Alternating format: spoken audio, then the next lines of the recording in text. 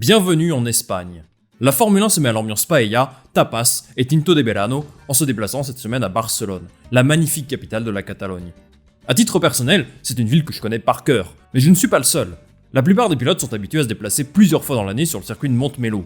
Par exemple pour les essais hivernaux, les opérations de communication, ou encore pour le Grand Prix d'Espagne, qui se déroule ce week-end. Bon, on va pas se le cacher, une course à Barcelone a souvent été synonyme de petite sieste au milieu de l'après-midi. Mais aujourd'hui, il y a des raisons de croire que ce Grand Prix pourrait être plus intéressant qu'il n'y paraît. D'un point de vue sportif, Max Verstappen ne compte plus que 19 points de retard sur Charles Leclerc. Perez et Sainz font tout ce qu'ils peuvent pour aider leur écurie dans la lutte pour le championnat constructeur, et derrière, il y a beaucoup d'interrogations. À Miami, Mercedes a affiché un sacré rythme à certains moments, mais n'a pas réussi à confirmer.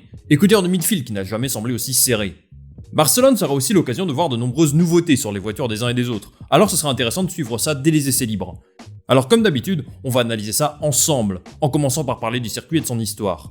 Avant ça, je fais une courte parenthèse pour vous annoncer une super nouvelle. Je suis actuellement en train de travailler sur une chaîne Twitch, avec au programme des débriefs de Grand Prix, un système de notation de pilotes, des revues de presse, et plein de choses intéressantes dont on pourra discuter ensemble en direct. A priori, je lancerai un premier live soit la semaine prochaine, soit la semaine après le Grand Prix de Monaco. Je vous tiendrai au courant. En attendant, je vous attends en masse sur twitch.tv/œil du paddock pour ne pas rater le premier live. Allez, j'ai fait assez de promo, on est parti sur l'analyse du circuit de Barcelone. Le Grand Prix d'Espagne est un classique du calendrier de la Formule 1.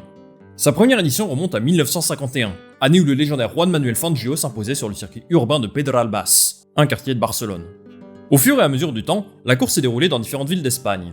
D'abord sur le circuit de Jarama, près de Madrid, dans les années 70. Sur le circuit de Montjuïc ensuite, situé sur les hauteurs de Barcelone, ou encore à Jerez de la Frontera, une belle ville d'Andalousie bien connue des adeptes du MotoGP.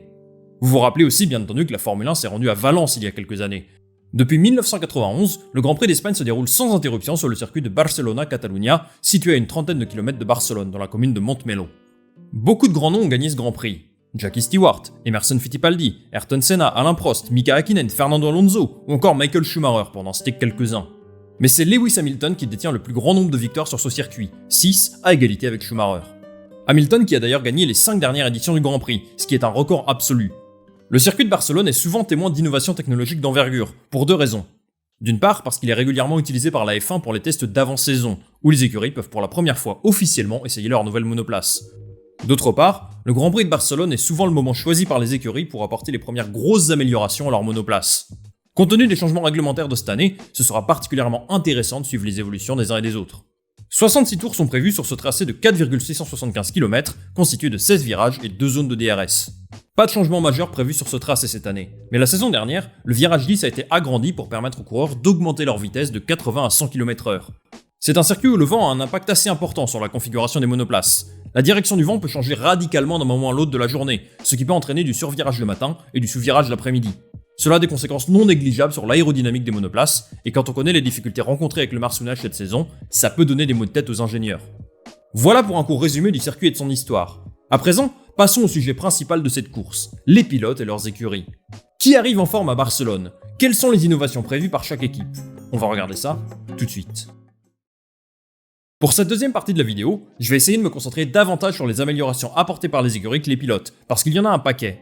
Mais je vais faire une exception pour parler de Max Verstappen, qui a encore une fois été impressionnant à Miami. Le pilote néerlandais s'était lancé de la 3ème place et a connu un départ parfait pour dépasser Carlos Sainz, puis n'a eu besoin que de 9 tours pour chipper la tête de la course à Charles Leclerc. Une performance de haut vol qui lui permet de se rapprocher de son adversaire au championnat.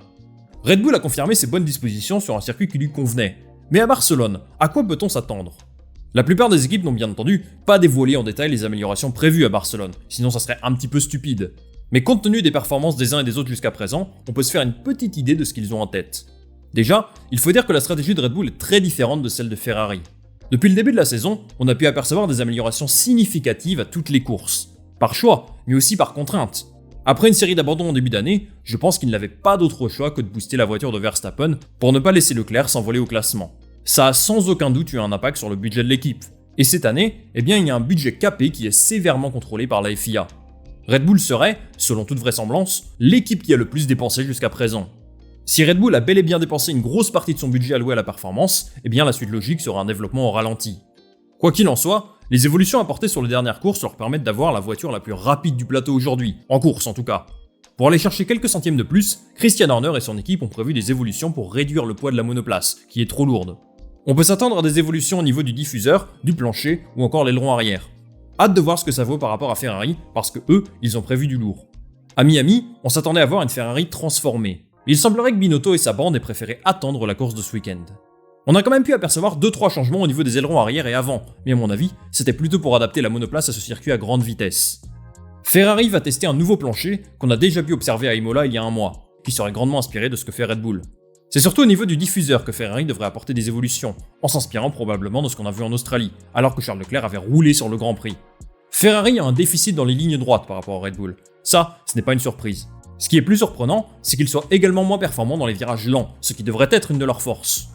Pour contrer ce problème, il est probable que Ferrari décide d'utiliser un nouveau modèle d'aileron arrière. Celui-ci aurait un faible appui aérodynamique qui devrait favoriser sa vitesse de pointe. C'est un petit peu un pari, parce que ça peut aussi dégrader les pneus plus rapidement. Côté pilote, Charles Leclerc et Carlos Sainz m'ont semblé en forme en Miami. Pour Charles Leclerc, ce n'est pas une surprise, mais pour Carlos, eh bien moi ça me fait plaisir de le voir revenir sur le podium. J'espère qu'il profitera de son Grand Prix national pour briller une nouvelle fois. Allez, passons au troisième du classement constructeur, Mercedes. Les amis, que dire?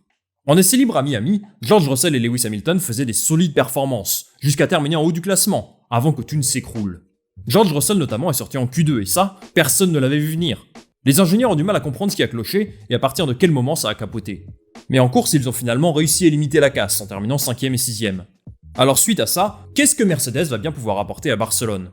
Si l'on en croit les propos de Toto Wolff, l'écurie continue de croire dur comme fer qu'ils peuvent se battre pour la victoire avec leur modèle de monoplace actuel. Pas besoin de faire de changements radicaux, mais plutôt de faire les bons choix au niveau du développement. Les problèmes de Mercedes pourraient venir du design de leur ponton. Au début de la saison, ils ont fait le choix d'un design très minimaliste, à tel point qu'il n'y avait quasiment plus de ponton. Et c'est plutôt un échec, parce que ce concept il endommage le plancher et amène beaucoup d'instabilité sur la voiture. C'est pour cette raison que Mercedes souffre du marsounage plus que toute autre équipe. La solution pour amener de la stabilité, ils l'ont trouvée. Le problème, c'est que ça réduit considérablement la vitesse. Alors les évolutions prévues par Mercedes ce week-end sont tournées vers un seul objectif, rendre la voiture stable sans perdre en performance. Il est temps pour Mercedes que ça décolle, sinon ils risquent de devoir regarder derrière eux plutôt que devant. Petite pause dans cette vidéo pour t'inviter à liker et à t'abonner si tu aimes ce contenu jusqu'à présent. Ça fait toujours plaisir et ça permet de soutenir mon travail. Allez, reprenons. Derrière Mercedes, McLaren arrive à Barcelone avec une ambition simple. Retrouver les bonnes sensations que Norris et Ricciardo ont connues lors des tests d'avant-saison. Après un week-end à 0 points à Miami, ils espèrent un rebond.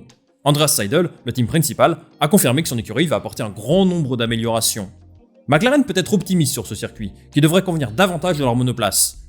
C'est un circuit polyvalent, avec un mélange de virages à haute et basse vitesse, et ça pourrait favoriser les caractéristiques de la McLaren. Là où McLaren pêche à la base, c'est dans les virages lents. Ils ont aussi un problème au niveau du refroidissement des freins, mais a priori, ils ont réussi à apporter des solutions efficaces. Côté pilote, Lando Norris est en forme en ce début de saison, comme d'hab j'ai envie de dire. Daniel Ricciardo, lui, est plus en difficulté. D'ailleurs, il y a des rumeurs comme quoi Colton Herta, un pilote d'IndyCar, voire Pierre Gasly, pourrait le remplacer dès l'année prochaine. Je ferai sans doute une vidéo sur le sujet dans quelques semaines.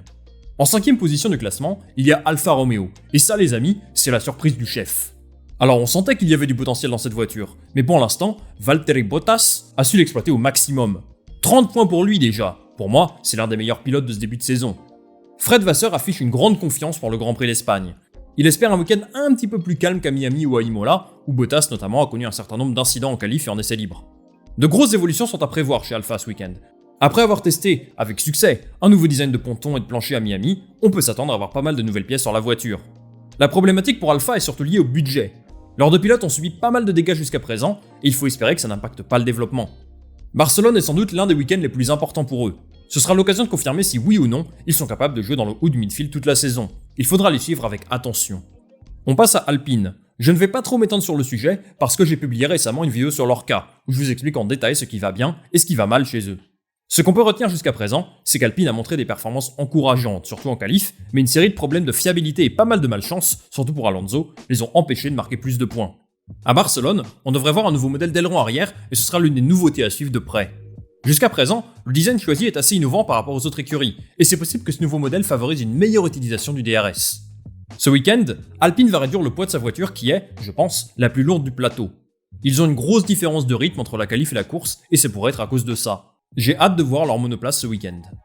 AlphaTauri a connu un week-end de 100 à Miami. Pourtant, il y avait du rythme en qualif, où les deux voitures sont rentrées en Q3. Je pense qu'ils sont sur la bonne voie, mais aux États-Unis, il y avait une grosse différence entre la qualif et la course. A priori, le tracé de Barcelone devrait convenir davantage aux caractéristiques de l'AlphaTauri. Mais moi franchement, je ne suis pas rassuré jusqu'à présent. Les évolutions qu'ils ont apportées à Imola et à Miami ne m'ont pas semblé ultra performantes.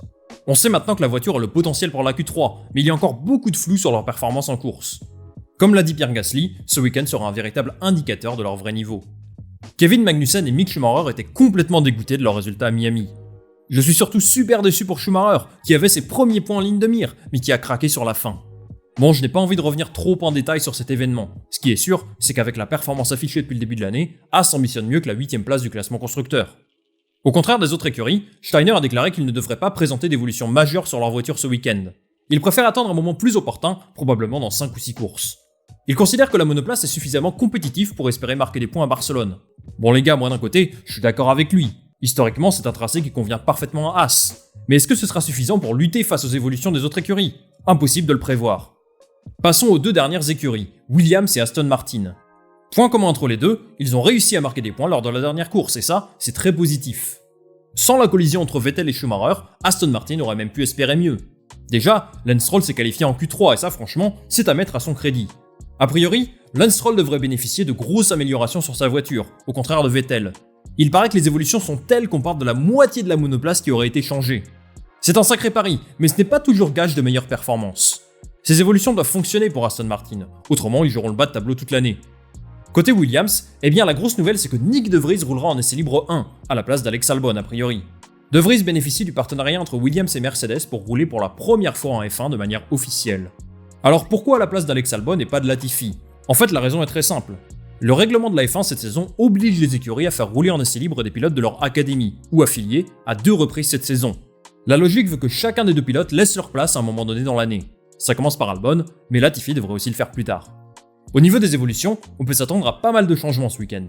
Le problème de Williams, c'est le contraire d'Alpine ou d'AlphaTauri. Ils ont un rythme plutôt correct en course, mais en qualif, c'est la cata. À Imola par exemple, Albon a connu des soucis au niveau de ses freins, ce qui ne lui a pas permis de faire un tour rapide. Alors je sais pas si vous partagez la même opinion que moi, mais pour moi, Williams n'a pas une si mauvaise voiture que ça. Ils ne sont pas complètement à la rue en course par rapport aux autres monoplaces, même celle du midfield. Alors Barcelone représente un vrai tournant pour eux, pour voir si leurs évolutions permettront de jouer plus haut. Voilà, nous avons analysé toutes les écuries, et maintenant, il est temps de passer à votre partie préférée, la partie pronostic. Qui va briller ce week-end? Qui va remporter ce Grand Prix? Je vous donne mon avis tout de suite. On est parti pour les pronostics. D'ailleurs, exceptionnellement, cette partie est sponsorisée par... Non, je déconne, j'ai pas de sponsor. Bon, c'est difficile de donner des pronostics sur ce Grand Prix, parce qu'on n'a aucune idée de l'ampleur des évolutions de beaucoup d'écuries. Mais je vais me mouiller, et pour la qualif, je vais partir sur une pole position de Ferrari et de Carlos Sainz. Et oui les amis, c'est un pari risqué, mais après tout, quoi de mieux qu'un Grand Prix à la maison pour permettre à Carlos de gagner en confiance? Sur un tour, on a vu que la Ferrari est très forte, et j'ai envie de croire à la belle histoire de Sainz sur ces terres. Derrière lui, je place Max Verstappen qui me semble dans une sacrée forme, et Charles Leclerc. Pour le reste du top 10, Perez est bien sûr là, mais je vois bien les deux pilotes McLaren en Q3. A priori, c'est un circuit qui va leur convenir parfaitement, et si les évolutions suivent, je ne vois pas pourquoi ils n'entreraient pas en Q3. Derrière, j'ai aussi confiance en Valtteri Bottas pour rejoindre la Q3, tout comme George Russell et Lewis Hamilton. Il ne reste qu'une place, et je mets Fernando Alonso dans le lot. En Q2, je pense qu'Alex Albon sera là, tout comme Esteban Ocon, Gasly et son coéquipier. Sans oublier Guan Yu Zhou, bien sûr. Pour la course, eh bien malgré toute la bonne volonté de Carlos Sainz, je vois Max Verstappen s'imposer à nouveau. C'est un circuit où la dégradation des pneus va avoir un impact considérable, et j'ai le sentiment que Red Bull a un coup d'avance sur Ferrari à ce niveau-là. Je vois donc Max prendre la victoire à nouveau, devant Leclerc et Sergio Perez. Pour le reste du top 10, Sainz, Russell et Hamilton devraient être là, tout comme Lando Norris et Valtteri Bottas. Je pense qu'Esteban Ocon va marquer des points, et pourquoi pas un petit Guan Yu Zhou pour fermer la marche. Enfin, 2-3 pronos en vrac. Vu toutes les évolutions espérées, je pense qu'on aura au moins 4 abandons sur cette course. Nick De Vries ne battra pas les temps de Latifi en essai libre, et enfin, Lewis Hamilton continuera de porter ses bijoux dans sa monoplace. Bon ça, c'est un prono facile. Les amis, c'est la fin de cette vidéo. Merci beaucoup de l'avoir regardé. Comme d'habitude, n'hésitez pas à vous abonner, à cliquer sur le bouton rejoindre si vous souhaitez soutenir la chaîne, et à me donner en commentaire vos pronos. Moi je vous retrouve très vite pour de nouveaux contenus. Passez un excellent week-end, et à la prochaine.